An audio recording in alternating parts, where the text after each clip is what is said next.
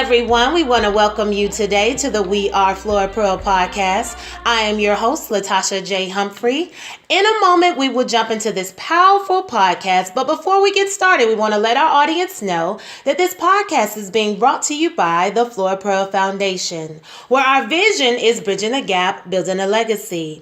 Our mission is that we are a 501c3, community-focused nonprofit mentoring organization, building healthy relationships and partnerships between women and girls through education, networking, unification, and career planning. Our inspiration is Flora Pearl Humphrey. She was my paternal grandmother, and although she passed away in 2001 of a massive heart attack, what she taught me and my family was about faith, family, and community. And that is where I draw my inspiration from.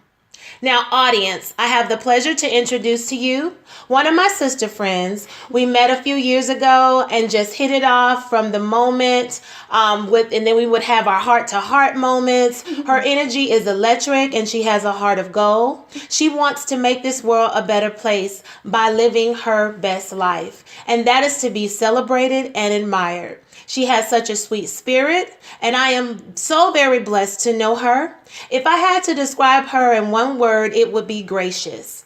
And the meaning of gracious is courteous, polite, civil, chivalrous, well-mannered, mannerly, tactful, diplomatic, kind, benevolent, considerate, thoughtful, accommodating, friendly, cordial, and hospitable. She exudes the very meaning of the word. So without further ado, I would like to introduce to you Meagan Odom. Hi, Meagan. How you doing? Hi, good. Oh my gosh, so many nice words. I'm blushing. I can't even. Oh dear, it is such an honor to have you with us today. No, I'm just so, I don't know, when you first asked me to do it, I was like, what, me? Really? So I'm very honored and honestly pleased to be a part of your program. Awesome. And if you would, just go ahead and briefly introduce yourself to our audience. Well, like Latasha said, and by the way, Siri, when I was trying to text you on the way over, called you Latasha, and I was like, that's not how you say her name. But anyways, my name is Meagan Odom. I work for a local nonprofit as the program director, which is literally my dream job. I have been working in the outdoor industry for a long time. I've got a big old family that I love and a fiance that is my light and my love. All right. Good stuff. Awesome. Well, wonderful. Well, we're going to go ahead and jump right into the podcast. And so the first topic we have, it's about women's empowerment. And, you know, the topic and the highlight will be on Beyonce. Yes. So, of course, we are all excited. You know, we got a chance last month to see, you know, the picture of the twins and would be with them. And so welcome, Rumi and Sir. And and I know that, you know, Beyonce will definitely be in shape. I'm sure she'll be killing the game and shocking the world in no time soon. Mm-hmm. And she definitely is an iconic figure. And anyone who knows you knows that you are, love you some Beyonce. You are like part of the Beyhive. I'm surprised you're not the president of the Beyhive. And so I wanted you to really, you know, as it relates to women empowerment, really share what are 3 things that you truly admire most about Queen Beyonce? That's such a good question. And my first one would have to be her ability to lift up other women. So she is a woman who is obviously at the very top of her game, but she has no problem making more room at the top for other women and reaching down and bringing them up. Yeah. And you see that from her all the time. Mm-hmm. The second thing in terms of women empowerment is one of my favorite clips of Beyonce from like any of the YouTube clips that I've watched, whatever, because like you said, I'm pretty obsessed with Beyonce, is she walks into a room, she's got a handbag, her hair is big and awesome, is before she did like the blonde hair and she had like kind of more natural look, and she walks into the room and she sets her bag down and she's like, hi, I'm Beyonce Knowles and I'm the president. And she sits down and she's just like, I'm here, I have arrived. And that confidence of just like, and this is my job and this is who I am, and just being so unapologetic about it is incredible. Wow. The third thing that I think in terms of female empowerment, and what I admire most about her is her ability to be vulnerable in all of that, and share parts of her story, whether it's through her music or whatever. Because I will say there are some songs that she has put out that I think got me out of bad relationships I was in, because I was like, if she's gonna walk out on him for doing all this, like, I'm gonna follow you right out that door. But yeah, I think that just her ability to be vulnerable is really empowering to me, because that's hard as a woman who wants to be powerful but also compassionate. Yeah. So. Now, how do you find yourself balancing the two? Gosh. Like, even when it comes to that, because I know you're really big too as it relates to you know, women finding their voice, and also being able to be vulnerable. Yes, in leadership, a lot of times the first thing I try to do when I arrive to a hard, difficult situation, which I come to those quite often, is I try to treat the situation with compassion first, and hear the other person out and try to listen to what they have to say. But then I also have to make those healthy boundaries for my personal self and then my professional self. So meaning I can treat something with compassion, I can hear somebody out, but I can also make a sensible, wise decision at the end of the day that's best for either the product that I'm trying to produce or myself, if that makes sense. Yes. But it's hard. It's very hard. Yeah. You know, as women too, we have to code switch, and we have so many different hats, you know, that we have to play, but you do have to balance it. Balance is really the name of the game. Yep. Like, you really Sometimes have to you gotta put that people pleaser hat to the side and do what's right for you. Yeah, absolutely. Well, awesome.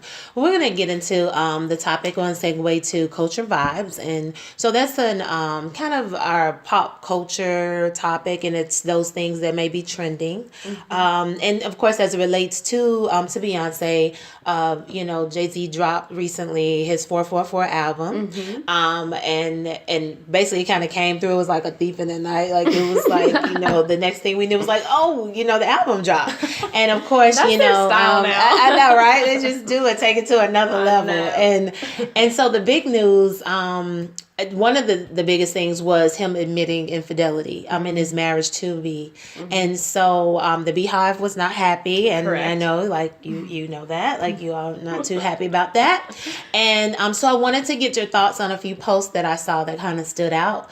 And one of them was Jay-Z and Beyonce could be at world war, and we wouldn't know it until they release a track about it a year later. Real G's move in silence. So that's the first one. And then the second one was that whatever B feels for Jay that had her staying through all the ish he did to her, I never want to feel for anyone. Lord, keep me from it. And so those are kind of two different spectrums of, you know, just even the posts on what he had to say. But I just wanted to get your take kind of on the situation and then those posts. Well, first off, I would hope that in any life and in any relationship that you wouldn't find yourself in a situation like that. I mean, that has to be just absolutely heartbreaking. And being one who, not in a married relationship, but in a relationship I've had that happen to me, it's crushing. It makes you feel unworthy, it makes you feel unwanted, and that's just awful, and I wouldn't wish that on anybody. But reacting to the first thing about Real G's move in silence, to me, sure, don't blast your personal life out on social media. Don't blast what you're going through with somebody that needs to be more kept private, but also don't be an island. You have a support network for a reason. So if there's, you know, ways that you want to talk with your family, or maybe talk with that close friend about, hey, this is what I'm going through, I think the comfort and the support that you'll find might surprise you in those situations and be really helpful. But of course, I kind of agree that you don't need to be blasting that stuff on social media. You don't need to be doing all that, because that's not a healthy way to handle, or that's not personally a healthy way I would like to handle a situation like that. Right. And the second thing, talked about, I don't ever want to feel a love like that would make me stay through something. Interestingly enough, it made me think of this movie I just watched called Arrival, where it's like a sci-fi movie about this woman who essentially gets the ability, spoiler alert, to kind of see into the future, and she sees her whole relationship with this man she's about to fall in love with, and they end up having a child, and they end up, you know, being happy for a while, but she also ends up divorcing him, and also her child ends up with a terminal disease, but she goes through with it anyways. Wow. Because she would have rather felt that, unbelievable, powerful love that she had for that child and her husband than never feel it at all.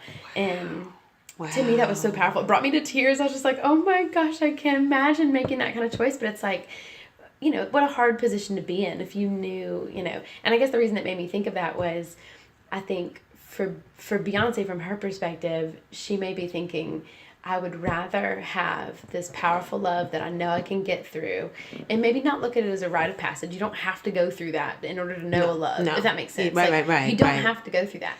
But if that's your situation, and if at the end of the day you find that it's worth it to stay with that person and work through it, then that's your own business, and that's your own deal, Yeah. And I guess that was why it made me think of that other movie was, I think it all depends on you, the individual, and and what you feel like is good for you, without hurting that other person, if that makes sense. No, it does. It does. That's good stuff. Awesome. Good answers. Look. And we're going to segue into the topic about outdoors. Those of us who know and love you, we know you love being outdoors. I mean, you're like, pretty much like every picture I see you on Instagram, or just knowing you, period. You could be outside in the middle of nowhere, and I feel like you would either make friends or you would definitely survive. Yes. And so I wanted you to share, with our audience kind of where that love began, because you really do have a genuine love for being outside.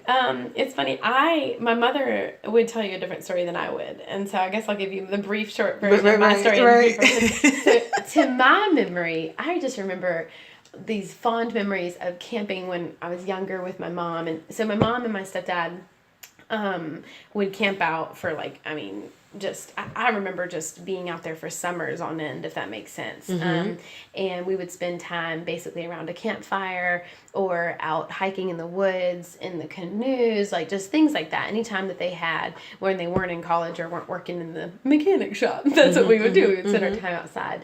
And I remember begging my Uncle David. I would wake him up. I would literally open his eyeball and poke his eye and say, when are we going to the mountain? So for whatever reason, I remember having that strong connection.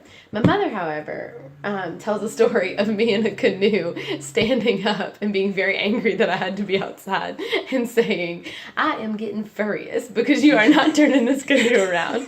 And so that's one little story. But I think my love for it really, truly, when I realized my actual passion for being outside came when I was in college, and I would go outside and I could just retreat. It was my happy place where I felt connected spiritually. I felt just at home. I felt at ease out in the woods, and it just brought this place where everything could just be still. Yeah. And so that's where that's where I really fell in love with it. Wow, good stuff. Good stuff. And we're going to move into the topic as it relates to your engagement. And so I wanted to those of the audience who do not know, you recently got engaged, and so congratulations once again on that. Thank you. And I wanted to know, just share with us, how did you know that George was the one? When we first started hanging out, I kind of was like, all right, well, I hope this turns into something, but I'm not going to put any pressure on it. We're just going to kind of hang out and be friends. And it just kind of kept happening. And I think I kept waiting for the other shoe to drop, if that makes sense, because everything in my life, there's always been something. There's always been that fallout, if that makes sense. With anything, any positive thing, there's always been something. And with George, the other shoe still has not dropped. It's just been this constant, almost intimidating force of positivity and just unconditional love that is just stable. It's not hot and cold. It's not this, over the moon, like, oh my gosh, we're so in love. It's just stability. It's just this safe place. And that might sound boring, but I think that's what made me realize, oh, this is what it's supposed to feel like. So I think that truly was the thing. It's not some big romantic story. It's not one moment in particular. It's just that he is my rock. Now, did you, just with that, because I know just as girls, more so than the boys, we're taught to aspire to marriage. And I do remember even in the clip, like from Beyonce's Yes, song "Flawless." I was just thinking the about poem. that. Yeah. But when she said, we're taught to aspire to marriage, and that's the difference between us and what boys are taught. And I wanted to know, and I know you were saying kind of how with the other that not happening, but just aspiring to marriage, was that something that you aspired to do, or you were like, no? Well, I mean, just because of well, it's funny too, because George has a very similar kind of story, but my parents are split. My mom had me when she was 18, like she wasn't married, but don't get me wrong, I have two very great examples of successful marriages. I came from having parents that were split pretty much from the get-go. I never remember them being together. So I think my angsty young self was like, I'm never going to get married. Like, that's for suckers, like that sort of thing. But as I grew older, I think that little girl in me was like, man, that'd be really nice. That would be, but I kind of just always kept it at a distance because I didn't think it was ever going to happen for me. I didn't, that sort of thing. And so, I think, no, I didn't grow up dreaming about, a wedding or anything like that. But I think I always wanted that person, that stable person to take care of me. Now that I've found it, I couldn't imagine not having it. Wow, that's good.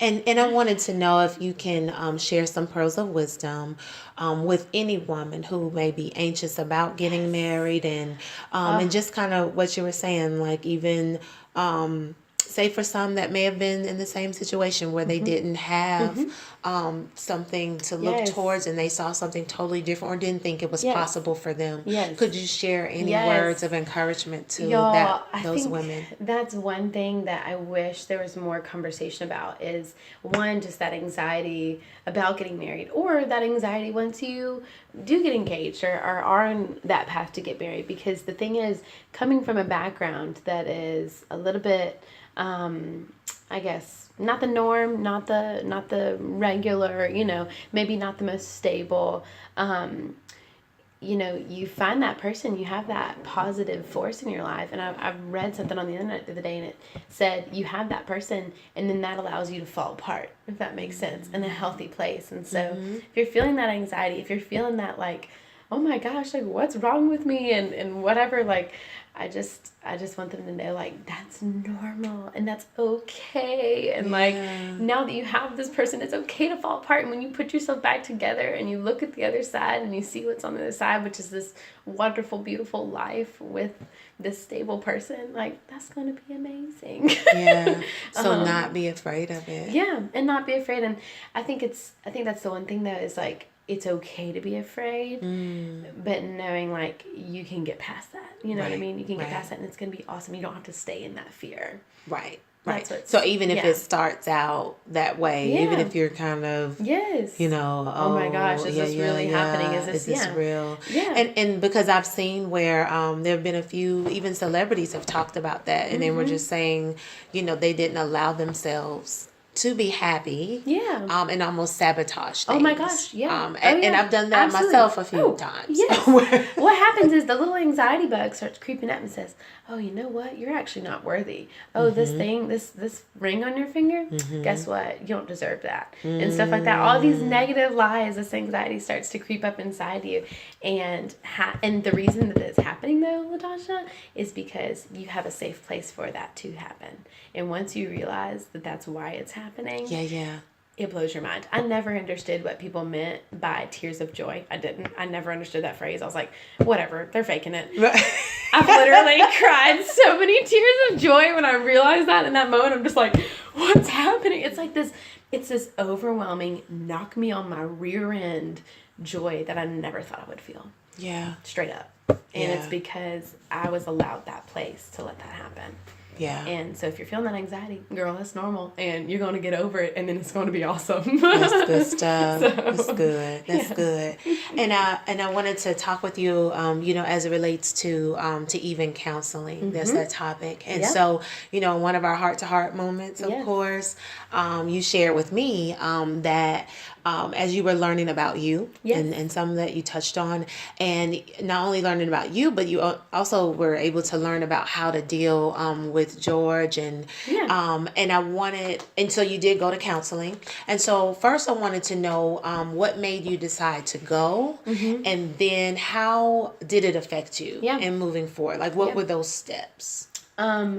Well, the first time in my adult life that I decided to go to counseling was because I'd had a friend who decided to end their life, and that was really hard, and I was rushing myself through the healing process, which I think created a lot of anxiety for me. Okay. I wasn't giving myself enough space to feel those normal feelings, and I was just rushing myself. I just wanted to get done. I wanted to get through it. I wanted to be, all right, cool, checking the box, better, all right, now we're back to real life. Now we're back to normal. And that's originally what made me want to go, because that was really hard. But I went in there and I was almost like, okay, I've dealt with my family stuff. I don't need to talk about that. I don't need to do any of that, whatever. I'm just going to come in and talk about my friend. And that wasn't happening. It never works out. I know. And so I had this plan, like, I'm just going to come in, little stop and shop, drive through therapy. Right. That's not what happened. And what I realized was, I think talking through the growth, so that's originally what got me through the door, but then working on that growth, I started to realize different people's roles in my life and accepting those roles for what they were. I started to realize healthy boundaries for myself, and that you don't have to say yes to every request that comes through the door, which we literally talked about earlier. And then, like, most recently, I learned that you can give yourself space, you can give yourself time, you don't have to rush yourself through those feelings. And I think it's, when you first asked about sharing with counseling, I think if you're feeling, if anybody is ever feeling like there's that one thing that's just too big that they cannot get over on their own, that's what that counselor is for, just to talk through that, and work through that, because there may be some people in your life that are not a safe place to share, and that are not a safe place to receive and give feedback. And that's why I think counseling is so powerful, because it's guaranteed safe space for you to work through that stuff. But yeah, I think how it's helped me grow is it's helped me slow down. Okay. It's helped me realize I do not have to be perfect. Surprisingly, as a human on this planet, I don't have to be perfect. Okay. And then it's also helped me, I think, be more compassionate and more understanding of those around me, because when you stop putting so many harsh words on yourself, and when you stop putting so many boundaries on yourself, it eliminates them on others around you as well. Wow. Which is pretty incredible. That's good. And I'll say this, I don't have it all worked out, and it's not all perfect, but I think I'm in the arena, and I think I'm trying in those areas, and I would encourage anybody else to get down in that arena and do the hard work too. Okay. And so how, as it relates to with George, like in dealing with him, how did the counseling really help with him? I think, so one of the things that George did from the get-go for me was, I'm going to give a story, and I hope he doesn't mind that I share this, and I don't think he will, but, and this is a Beyonce story too, so this is good. We'll get the full package, if that's okay, if I can take a minute. Ahead. All right, so when George and I were first dating, I had a roommate at the time who happened to be a male, but George, I was working at the climbing gym, and so I was at the front desk, and George, stopped by the front desk, and he said, do you want me to wait on you till close? Do you want me to wait? I've told you this story. You're nodding. I said, do you want me to wait on you? And he said, do you want me to wait on you? I was like, no, I'm good. Because I wanted to be, like, tough. Like, oh, yeah, I'm good, whatever. In my brain, I was like, yes, please wait on me. But I didn't say that out loud. And so George, all right. He walks out the door. He goes, all right, hope you don't get mugged. And then threw up the deuce signs, like, peace, and then walked out. And I was like, he did not just say that. And I was, like, ready to go off. Like, I was about to get in the car. I was about to turn on some Beyonce and, like, drive home. So I called Matt, my roommate at the time. I was like, you won't believe what George just said. And, like, I was supposed to go over to his house, but now I'm not going. And he goes, wait, why aren't you going? I said, because he said to me as he was leaving, hope you don't get mugged. He's like, well, wait, didn't you just tell me that he asked if you wanted me to stay? I was like, yeah, but he should have just known that I wanted him to stay. He shouldn't have had to ask. And Pat was like, that's insane. Right. Like, It does not work like that. You have to tell him what you need. And I was like, dang it, you're right. And he's like, you need to go over there. Like, you need to go over there and explain your crazy that just happened. And so, and I did. And I was so thankful for Matt at the time. Because, like, he was totally right. So I drove my happy butt over there. And I said to him, hey, here's the Beyonce moment that I just had. A little lemonade, right? I said, here's what happened. I explained the whole situation. And he was like, Meg, you just got to tell me what you need. You just got to ask for help. And I'll be there. That concept just threw me for an absolute loop because my whole life I felt like if I asked for help, if I showed vulnerability, that would be weak, right? And so part of going to counseling helped me realize that's not weak. That's human. Like, that's human. Absolutely. And it helped me realize, like, I can ask for help. And it actually also helped me learn, like, I'm worth asking for help. I'm worth the love that George has to give me. And if I have to ask sometimes, that's okay. And I just think, like, it helped me grow in my vulnerability, which I never thought that I would want that. Right. But it's such a relief to feel that, honestly. It is. So. Yeah. Does that answer your question? Yeah. Okay. Yeah, absolutely. No, I mean, with that, no, that's just funny though. I'm glad you got a chance to share, and I hope he doesn't mind. But I remember you sharing that the first time. I'm a crazy one in that story. I remember you sharing that. He was like, deuces. Work that out. Literally, you know? My jaw dropped. I was just like, are you serious right now? But that's when it does pay to have male friends. Yes. Because they can say, girl, yes. Like, come on, get that together. I know. Didn't he ask you? Yes. But now you're mad because he left? Yeah. I mean, which one do you want? You know, so that's funny. No, I love, like, even my male friends, they just kind of say, it's simple. It's like, we want to make it, it has to be this complex. Yes. And you're supposed to be able to read my mind. Right, which is crazy. Really? Like, who reads? No, nobody reads minds. Nobody. When I just asked you, I mean, because he's taking for face value that you said, no, right. I don't want you. Okay, fine. You know, I mean, he felt some type of way. He was like, I don't want you to get, I mean, I hope you don't, right. You know, but, because I'm trying to help you. But yeah, that's too funny. No, I love that. I love it. Thank you for sharing that. Of course. Yeah. And so we're going to move into our segment. It's called Mother-Daughter Bonds. Okay. And it's a series of questions that I'd like for you to answer. And what it does is encourage more conversations among mothers and daughters, whoever is able to listen to the podcast. And I just believe it's a good way for our audience to also get to know our guests. Mm-hmm. And so, you ready? Mm-hmm. All right. Well, the first question is, how did your relationship with your mother prepare you to become the woman that you are today? I cannot say enough about how prepared my mother, I think, made me for this world, because she made it very clear. She was so she had me when she was 18. So she kind of, she had my dad there for a little while, and my dad is very much a part of my life and has very much been a support. They both have, just in different ways, but I just want to say that because I don't want them to hear this and think I don't love them or care about it. Yeah, but anyway, absolutely. But I think her mentality was a little bit of I'm on my own, because she had some situations with her family that basically inevitably resulted in her basically being an island for a little while and taking care of me. Mm-hmm. So she was very much like, I mean, instilled in me, if you want anything in this world, you have to earn it. You have to go out and get it. Mm-hmm. And she was very much a pull yourself up by the bootstraps kind of woman. Okay. And she made it very clear to me that because I was a woman, that did not mean that I could not, do X, Y, Z, whatever. She made it very clear that I could go after anything in this world and that I could achieve it. Mm-hmm. And she did so by example as well. My mother was in school, providing for me, working at a restaurant, things like that. And I would literally go to class and she would sit me on the floor because she couldn't find a sitter or something. Yeah. And I would sit on the floor, and she's like in her psychology classes and stuff at school. Like, I was there. I saw her do it. So even from that perspective, just even seeing her like work that hard, and I would go to the restaurant with her and I would sit and color while she worked in the restaurant. I mean, I got to see her firsthand working hard, you know. Wow. So that's part of it. And then another part of it was, though, she also taught me how and when to be quiet, and how and when to use being quiet as almost like a superpower, if that makes sense.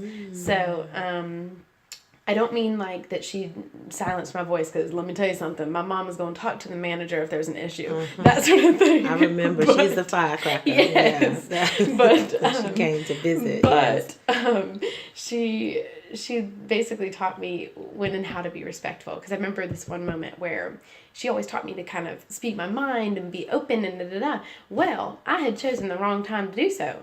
We were at my great-grandmother's house, and my great-grandmother had lived a certain type of life and just had kind of been a little bit more reserved than my mother and I had been, if that makes sense. So she lived a very poised kind of, just that life at the time was different, if that makes sense. No, so we were over there, and I guess I had an attitude that day. I can't remember what happened, but my mother, when we left, she pulled me aside and she said, "You were extremely disrespectful. Just because she lives a different kind of life than you doesn't make her any less than you, doesn't make her any whatever." She's like, "You choose to have a career, you choose to do all that, great. But if someone chooses to be a stay-at-home mom, if someone chooses to be whatever, as long as it is their choice, you don't judge that choice." That's so good. And wow, that's good. And so what I mean by choose to be silent is, there are moments where, you know, maybe someone's talking about their life, whatever. Maybe I don't totally agree. Maybe it's just something where it's not my jam. I don't have to tell them it's not my jam. Okay. I can just be supportive and kind of listen to what they have to say and learn something from them.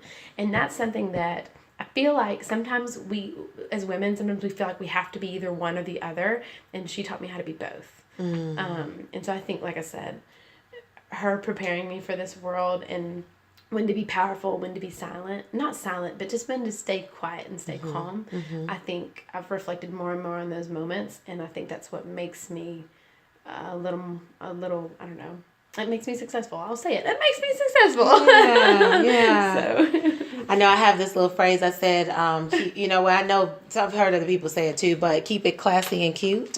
So that's a way for you to know, hey, we know to keep it, how to do, you know, classy. Yes.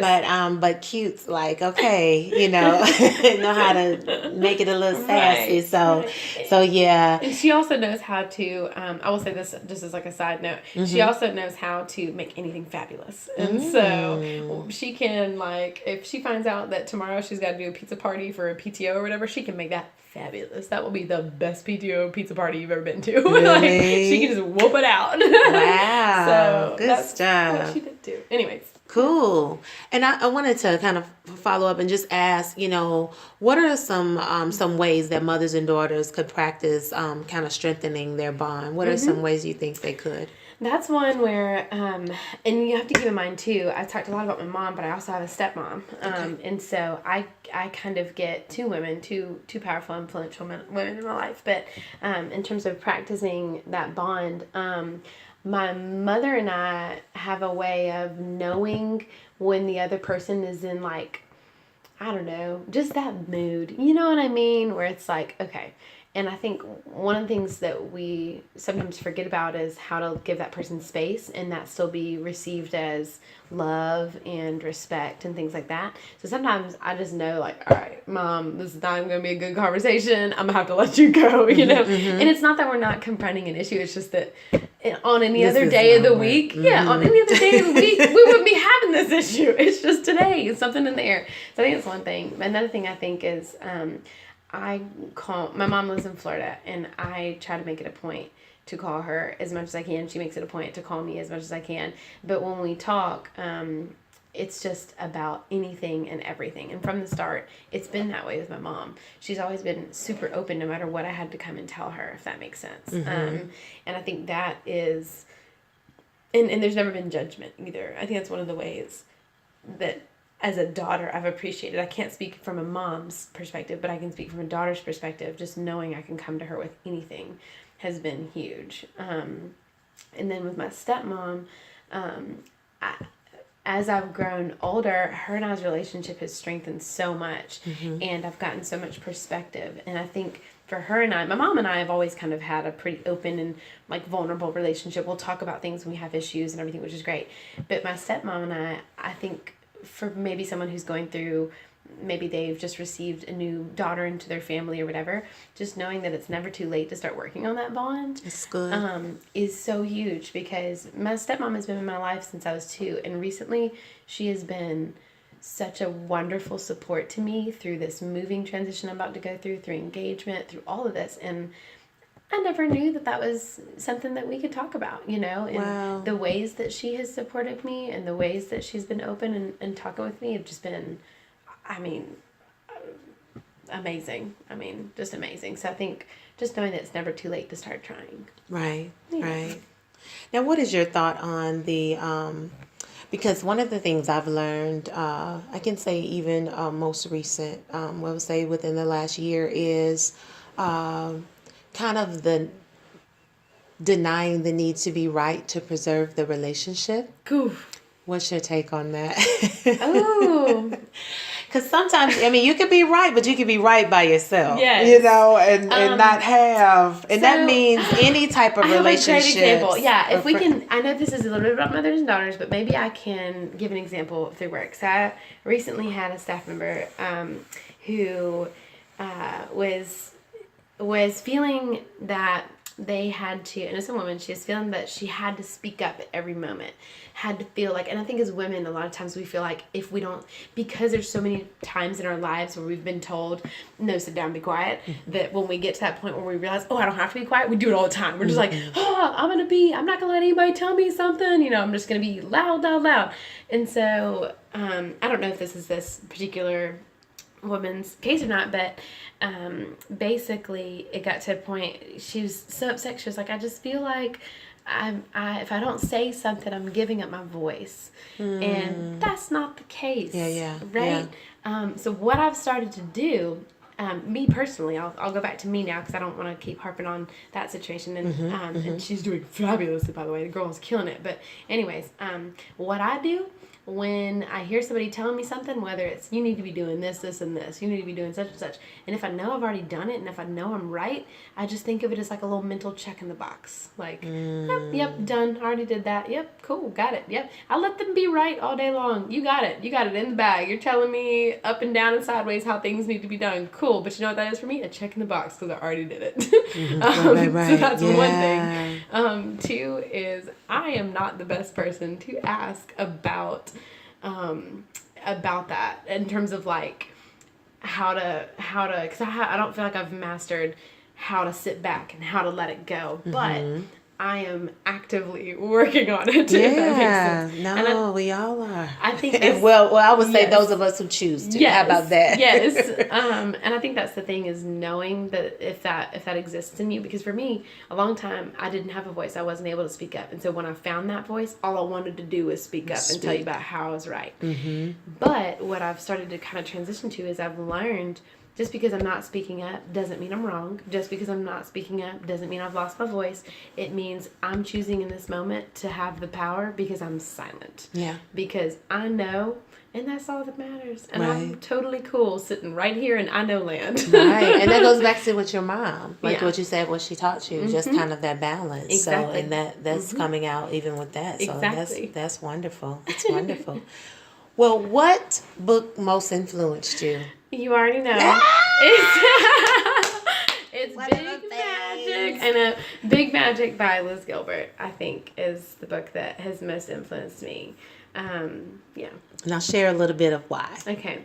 Because this book, the one thing that instantly sets out is a lot of times I identified my self-worth with my work, my professional work. And what this book did was it made me realize that my work is not my worth. And I can want to do, that doesn't mean I don't want to do a good job. That doesn't mean I don't want to knock it out of the park, because I'm very competitive at work and I want to knock it out of the park. I want to. But if I find that something's not going well or whatever, that does not crush me as a person on this planet. And that was liberating to me, because it made me realize you don't have to, I mean, like, if something fails, oh, bummer. I can figure out how to make it work better next time, if that makes sense. Instead of it being this, like, internal crushing I mean, I'm disappointed, don't get me wrong, but right. it's not, the one quote that sticks out to me from that book, or one of the quotes, and I'll say another one in a minute, but one of the quotes that sticks out to me was, she said, "Your work is not your baby." She said, "That ain't your baby." And I was like, oh my gosh, she's right. That's not my baby. And then that also lets you take criticism better. That lets you take feedback better, because that's not your child. That's not your baby. Right. That's just your work. And then the other thing that really impacted me was fear. She talks a lot about fear, and the fear of kind of going out and trying and everything. And she has this segment where she talks about how fear is not driving the car. It's a passenger in the car, and it's not driving the car. Yeah. And that's huge. I think a lot of times, especially as women, we let fear do the talking for us, and let it do the decision making for us. In this passage, she says, the fear is not allowed to look at the map. It's not allowed to touch the radio. It's not allowed to decide how hot it's going to be in the car, how cold it's going to be in the car. It's just going to sit there. We're happy to have it in the ride. That's great. It keeps us safe sometimes, because, like, you shouldn't jump off a cliff. It's probably not a good idea. Fear is there to tell you that. Right. But there's that fear that just doesn't get a say in what you do. And that's very hard to battle. And that's such a simple concept, but it's very hard to battle. And I think I keep that. It's on my desk, and it keeps me in check, and it keeps me focused on the positive forces of my life, and not that fear. That fear doesn't get to tell me what to do. Okay, good stuff. What keeps you grounded? Oh, what keeps me grounded? I think honestly, I don't want to, failure is not the right word for it, but I do. So I'll use climbing as an example, because I love climbing kind of for this reason. When I climb, and I mean, I rock climb just as a hobby, and for the audience that doesn't know. But so when I'm climbing, when I fall and when I don't feel invincible, or if I don't feel whatever, I think that moment of failing but knowing that I can pick myself up and keep going, that keeps me grounded. I think honestly just looking inward and not letting every little thing go to my head, if that makes sense. Yes. And looking at ways that I can keep myself in check and keep my because I can be a bit of a know-it-all. I can be a bit of a show-off at times. And so kind of looking inward. I think looking inward can definitely keep me grounded. So Cool. Yeah. What is the last thing you binged watched? That's a really hard question, because I binge watch a lot of shows. Okay, here comes the nerd. The last couple that I've been watched has been Battlestar Galactica, which is an old, like, 2000s, really, really just god-awful sci-fi series. Yes. Right. Another one I recently binge watched, again, Parks and Rec, because I love all the characters, and it makes me just, I don't know, happy. And then currently I'm watching Game of Thrones. And so, that's another one. Cool. That's a wide range of different shows. Well, what is something that every woman should try once in her lifetime? What a woman should try once in her lifetime. Something that makes you uncomfortable. I don't think there's one thing in particular, because I don't know, for each woman we're all so different, but just if you're constantly in that little comfort zone, maybe take one little step outside of your comfort zone and just see how it feels. Okay. Now, what did you want to be when you grew up? Why? Couple of things. I wanted to be in the Army, but I also wanted to be a movie star. So now, why the Army? Because I think I just saw, like, how tough they were, how strong they were. Mm-hmm. And I think that's something that I was just like, I don't know, I thought that would be so cool to, like, be a spy. I think, it wasn't necessarily the Army, I wanted to be a spy. But I thought that was what the Army did. I would wear Army shirts and, like, have my face all painted and everything. But I would be sneaking around. And, in fact, this group of, I'm actually going to a baby shower for this group of friends. But we used to dress up in, like, all black and put, like, paint on our faces and stuff. And we would sneak around the neighborhood at night and talk on walkie-talkies and be like, "Ooh, did you see that car stop at the stop sign? Mm-hmm. They stopped a little longer than usual." Like, that's what we wanted to do. We thought we were all going to be spies.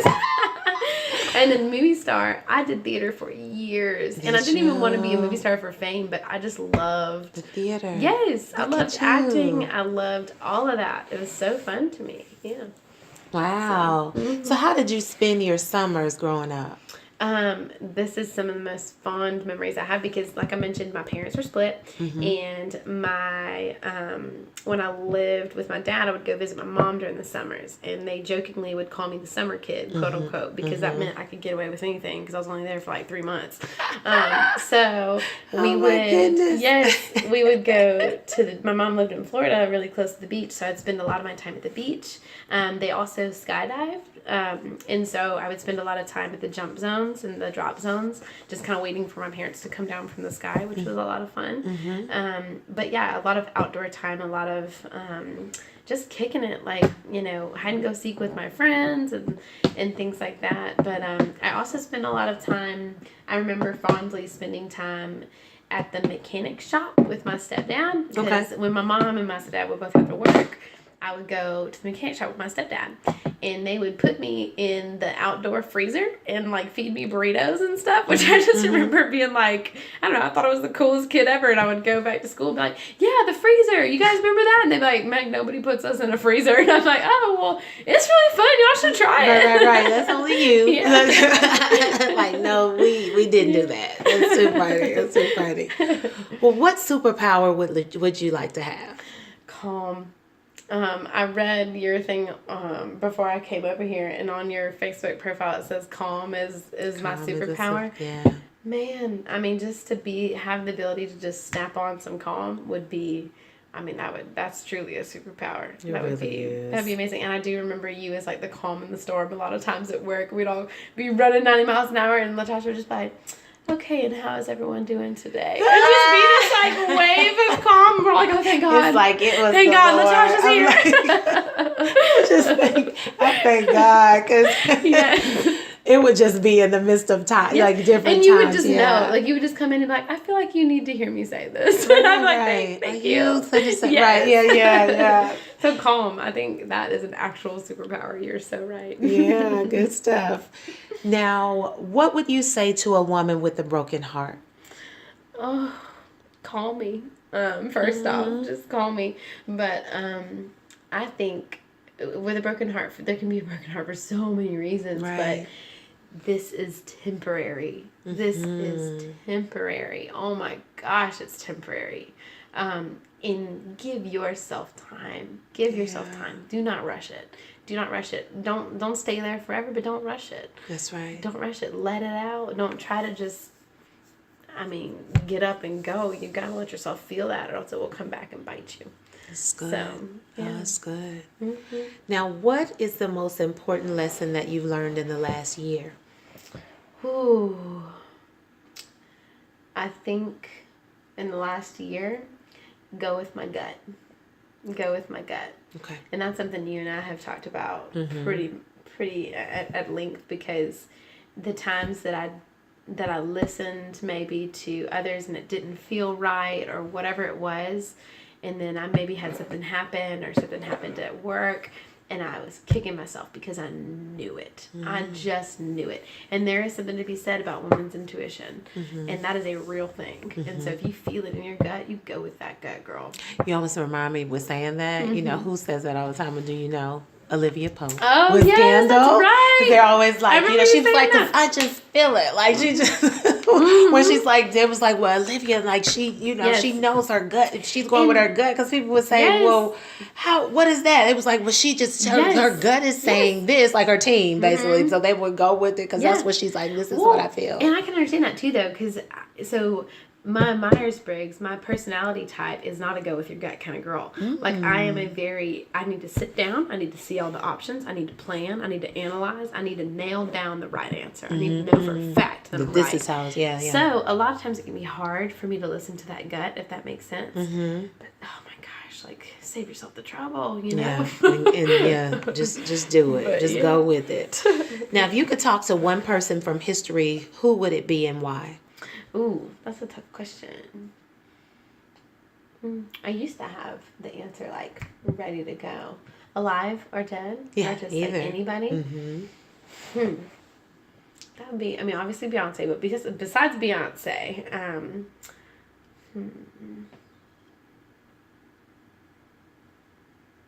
thinking. Oh, Malala Yousafzai. Sorry, I can't say her last name. Yousaf. Sorry, she was the woman. I read her book, and so I read her book when I was in school, and it's about, she was one of the women, or she was a girl who was shot on the bus by the Taliban, and just for going to school. Wow, and the reason I say her is because I would be in school, I'd be so frustrated because I was working, a couple of jobs at the time. I was in school, working jobs, and I just felt like, gosh, why do I have to go to school? Why do I have to do this? Saying the word have to, if that makes sense. And these girls didn't even get to. Get to. Yeah. Wasn't even right for them. And I think just to, like, hear her face-to-face talk about that would just bring me to the absolute ground. I think, Malala would be somebody I would And it's amazing you use that word instead of saying have to. I was listening to a motivational speaker. He may have said it maybe about 3 months ago, but he was saying that stop saying I have to do something, like I have to go to work. Yes. Say I get to go to work. Say I get to do these things, because it doesn't have to be that way. But when you say I have to, it's Words almost are like so it's powerful. a burden. Yes. But you're like, I get to do that. Like I get to go and do what I've been purposed to do. This is a piece of my life that I get to share with others in this space and time. You know what I mean? Yeah. So that, when you said that, those words are truly powerful. They really are powerful. And just even to flip that tiny of a switch word, because when you say I have to go to work versus I get to go to work, that even just sounds different. It does. It's just a release is different. It's not the same. So absolutely good stuff. Who has been your greatest inspiration? I always answer this question with my mom, because, like I said earlier, there is no stopping that woman. She was abused as a child by her dad. Okay. Her dad ended his life when she was 17, right before I was born. When she was 18, she did not let any of that stop her. She got her GED. She got her 2-year degree. She now runs a business with her husband, has a family, beautiful home. I mean, all of the checks in the box that make you the successful American family, but also her compassion, the way that she treats others on this planet. She always taught me walk softly on this earth, all that kind of stuff. She's unstoppable. She's unfreaking stoppable. And so I've always, without a doubt in my mind, answered that question with my mom. I mean, since I cannot imagine any time I've ever answered it with any other answer. Every time I've asked that question. Yeah, absolutely. What would be a perfect day for you? What would that look like? George will kill me, but that's my fiance's name. Waking up late, getting some coffee, maybe from like a nice little coffee shop, go outside, maybe climb for a few hours, hike a little bit, maybe swim, and then get a shower, and then just like watch a sci-fi movie and maybe do some coloring. Ooh, good stuff. Now, if you were conducting this interview, what question, would you ask you? Ooh, what question would I ask me? How do you make it look so easy? No, I'm just kidding. I'm kidding. I love it. I think I I think I might ask me, are you making enough time for yourself these days? Okay. Because that's a question that needs to be asked. Right, yeah. And I think the answer would be progressively yes, but yeah. Still working on it. Maybe still working on it, yeah. Okay. Well, we're going to segue into the topic. I wanted to ask you about generations. Okay. And there's been some talk kind of about a generational divide. And of course, just the different generations, definitely when it comes to technology, you know, you have our elders who they may not, some may not know as much as, you know, just when it comes to the young people and just different, the younger generations is like, you know, they can do stuff quick. It just comes to them almost naturally. Yes. And I wanted to ask you, so do you believe, number one, do you believe there's a generational divide? And if so, what do you believe we can do to help create an atmosphere of growth, like where we're actually moving to combine? Because our vision, it is bridging a gap, building a legacy. Yes. Yeah. And a lot of that, and even the whole building, you know, well, wanting to build those healthy relationships and partnerships between women and girls. Yes. And of course, like mothers and daughters, is because that's normally the case, you know, where you have that bond, and sometimes it can be a challenge when it comes to mothers and daughters. And but the women and girls, just that network of women, it is because, I mean, you know, when you think about generations, about what can you learn, like when you talk about your mom, it's something that she instilled in you, and at some point in the future you'll be able to instill in your children, you know. And so it's a generational thing. And but being able to do that, bridging the gap, it takes us having those conversations and things like that. And so, but I wanted to know for you, like, what do you think? You know, how can we create that atmosphere in the midst of this climate that we're in right now? That's funny you bring that up, because my office mate and I talk about this pretty frequently, because I'm in that age group that's labeled millennials, and we get a pretty bad rap as millennials, right? You do. Because we're thought of as, oh, we're entitled, whatever. Well, me and my office mate both you know, worked our way through college, paid our way through college. I was at one point in time working 3 jobs to try to, you know, put ramen on my table. He's doing the same thing. Like, that's the kind of, you know, atmosphere we're growing up in, and we're paying our own bills, we're working, all that kind of stuff. So when we hear these things from the, you know, Generation X and beyond, that they're like, oh, well, you guys are entitled. I'm like, now say what? Like, I'm sorry. How many jobs do I have to work before you could tell me I'm entitled? Right. But, you know, I think there is a little bit of that. But what I've realized is it's also silly, because each generation, in terms of work, always tells the next generation, you know, oh, well, you're not working hard, or whatever. My generation had it harder. Right. So I think, like, there's something to be said that's always going to be the case in terms of, like, work and everything. But on the flip side of that, I think there's always a willingness from that younger generation. There's always that phrase, like, you know, respect your elders, or learn from your elders, and things like that.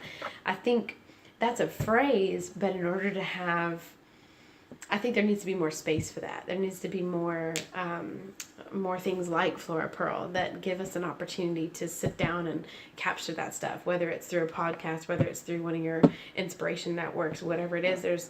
There's got to be more opportunities to have young folks and older folks, especially with women, because oh my gosh, we can reach down and be like, listen, honey, I've been there. I know, you know what I mean? And that's a lot of what we wanted to do that. Because it shouldn't be where you have to go through something. Yes, it's not a rite of passage. Yeah, that you have to go through that in order to be successful. Yes. Or in order to get to the other side. Yes. That is not, if I can see where you, and this is what I look at, I say experience is a teacher, but it is not the best one all the time. Like, I feel like, some things you can, and I think you can appreciate it more, certain things when you do work for something. Like, if it's something you're working for, then somebody giving it to you. Right. But if you can say to me, you know what, that may not be the best. Yeah. And this is why, and where I can see your heart, and I can really see that you care about me. I can take that from someone who was younger or older. If it's something that they genuinely went through, and they were able to have that conversation with me, you know? And I think that comes back to the very first thing we were talking about, which is that vulnerability. Like, you know, I know it could be intimidating as somebody to speak about something that they went through, whatever, but you got to think that you didn't go through that for nothing. You didn't go through that to just hold on to it and let it, you know, I don't know, eat away at you, really. Yeah. And so I think more opportunities to share hardship, or even just, I don't know, just the other side, getting through that hardship. That's good. Yeah, absolutely. Good stuff. Okay. Well, we're going to segue into the topic of community service. And would you share with us ways that you're giving back to the community? My favorite way, when my schedule allows, or when I make the time in my schedule, I should say, is trail days. As you could probably guess, I like to volunteer for the places that I feel like need it. So those places that have been overrun by graffiti and garbage and glass on the ground and all of that, I try to not only be a part of promoting those days, but be in there as well. George, that's one of the things I admire a lot. He's really involved in some local as well as national access kind of organizations with climbing, and he helps set up trail days every now and then. And then, I don't know, I think it's as simple, and that's the thing, making time. It doesn't necessarily be signing up for the local homeless shelter. I try, one of my very first jobs was a Winn-Dixie cashier. Okay. I started as a bagger and worked my way up to a cashier, so, you know. Mine was Piggly Wiggly. Oh, I didn't know 16, Piggly Wiggly. Woo! I was 15, and I was not allowed to be the cashier yet. And, but anyway, so being on the other side of that, whether it's a server or, you know, the person ringing you up, I always just try to treat that person as a human. That's not necessarily giving back to the community, but I think that's so important to not let those little opportunities that you have to connect with another human. And it doesn't have to be some big conversation, but just a smile and, hey, how are you? Yeah, absolutely. And just acknowledge that person. Get off the phone, you know, acknowledge that person is a human in front of you. Right. I know that that's not some big community service, but if we all decided to be a little nicer, that could be really cool. The world would be better. I posted something the other day. I was saying what the world needs now is love, sweet love. Yes. I mean, and it's really true. Yeah. You know, I just... if each of us would think that way, that this is another human being, not even when it comes to racism or things like that. I mean, where you can say, you know what, this person, you know, breathes just like me, bleeds just like me. I mean, and struggles have just like feelings, you know, and it would be totally different. And it's so funny that it's such a foreign concept to our culture that they make like utopia movies about it. Like it's almost depicted as like this scary land where everybody's nice to each other. And it's like, what's happening? Why no? Why are they all robots? It's like, no, we're just being nice to each other. No, and you need to be nice. The very person who's questioning it, to me, it's like you need to take a little nice pill or something. Why don't you be nice to somebody? Yeah, good stuff. Well, we're going to segue into the faith segment. And we'd love for our guests to share, you know, times when their faith has been tested and how they came through it. And it's really to encourage someone else, just like you were even saying, just to you know, to see and acknowledge other people. So even with that, just for them to know you are human, you know. But how has your faith been tested, and how have you come through it? I think just I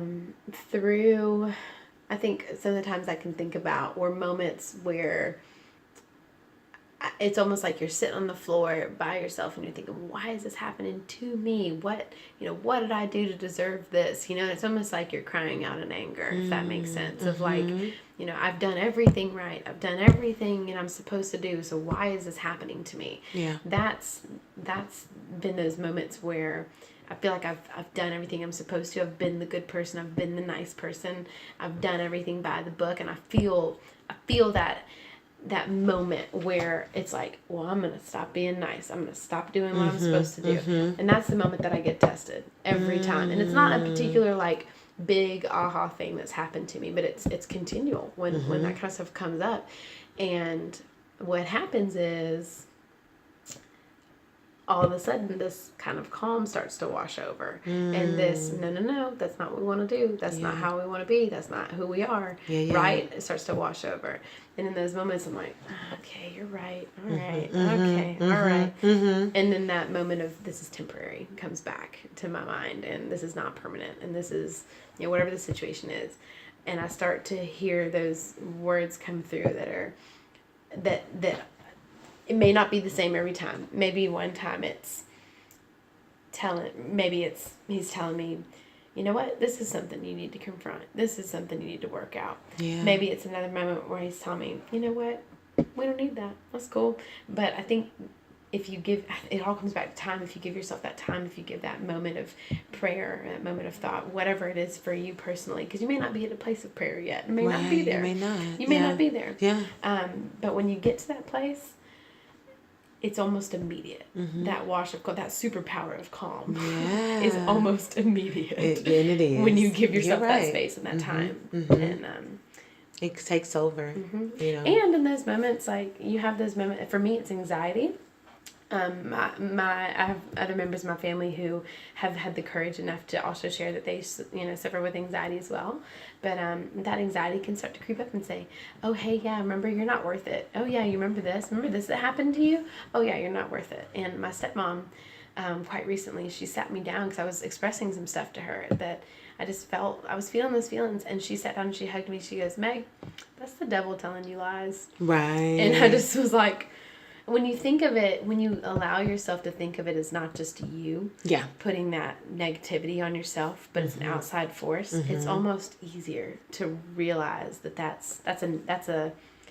is a foreign force that does not belong in your body. Yeah. Does not belong Not in there. your space at all. Not in your space at all. And she told me, she goes, and then the next words out of her mouth were words that I had heard my counselor say not even like a day before, the exact same words.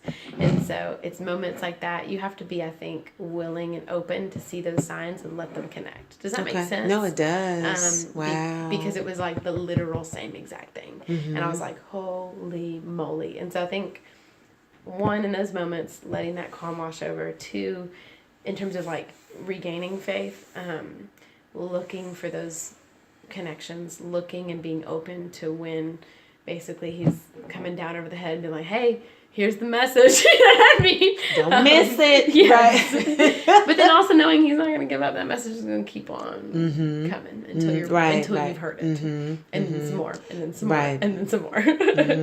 I love it. Good stuff. Good stuff. We're going to segue into our closing segment, and it's called Matters of the Heart Moment. Okay. And the first thing I wanted to ask was, if you had the opportunity to speak to your 4-year-old self or just your younger self, what would you say to her? I think this is something that is an exercise that all of your listeners and anybody you're talking to should do, because I think it's so important. There's a word, I'm going to say the words that I would say to myself because I say them all the time now.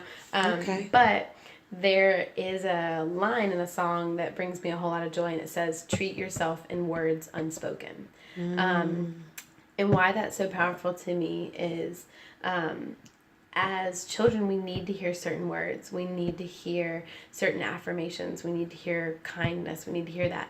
And sometimes we don't get it as much as we needed it. And so to look at yourself as almost your little younger self sometimes, it forces you to not be so mean, because there's no way you're going to bully a 4-year-old.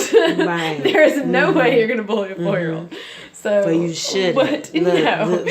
So what I would tell my 4-year-old self is that, and this is going to sound cheesy, but that she is beautiful, that she is strong, and that she is fierce, and that she is tough, and that it's okay to be afraid. Because you are all of those things I just said, you can get through it, and you're going to be okay. Yeah.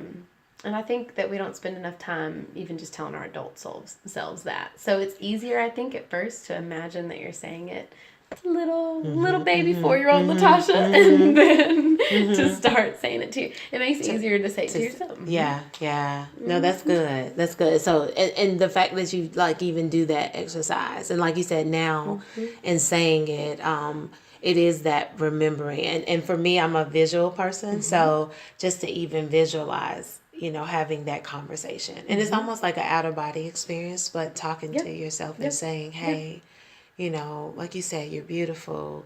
It's going to be okay. Yeah. But words they truly are powerful. And when we use them right, of course we reap the harvest and the benefit from it.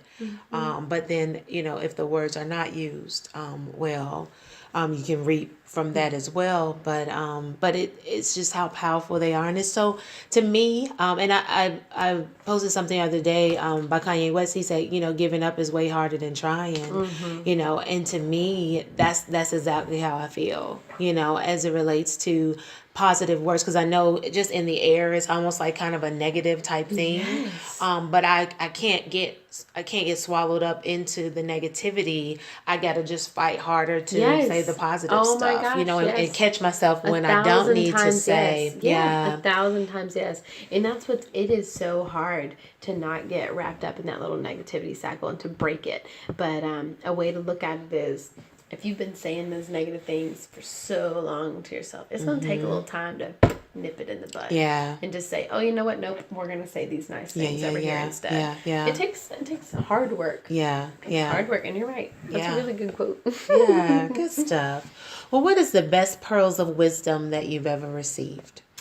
It was from a coworker, and I've got lots of them, but the one that stuck out to me the most recently was they said there's going to come a time when you are asked to, say what's on your mind. And when you go to say it, don't blink. And it was so powerful to me because he was right. There came a time when it was time to basically lay all my cards out on the table professionally with what was going on. And I didn't blink, and it worked.